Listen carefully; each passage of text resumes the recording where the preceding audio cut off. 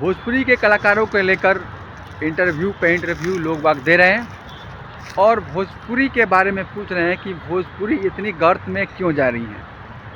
लेकिन सबको पता है कि भोजपुरी गर्त में क्यों जा रही है, लेकिन कोई बोलने के लिए राज़ी नहीं है, क्योंकि उनको पता है अगर मैं कुछ गलत बोलता हूँ चाहे बोलती हूँ तो इस चीज़ से मुझे काम से निकाला जाएगा, मुझे काम नहीं मिलेगा, जो स्टारडम है वो स्टारडम बिल्कुल नीचे की तरफ चला जाएगा।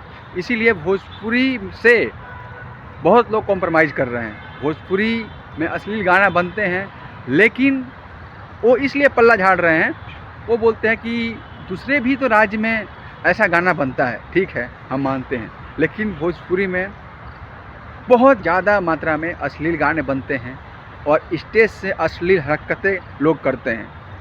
कहीं ना कहीं यही भोजपुरी की छवि को ख़राब कर रहा है और भोजपुरी इसीलिए ग्रो नहीं कर रहा है। अच्छे अच्छे गाने अगर आएंगे तो लोग सुनेंगे, भोजपुरी के लोग सुनेंगे, बाहर देश के भी लोग सुनेंगे, बाहर राज्य के लोग सुनेंगे, तो भोजपुरी का नाम ऊंचा होगा। बाकी आप लोग क्या सोचते हो भोजपुरी कलाकार के बारे में और भोजपुरी भाषा के बारे में?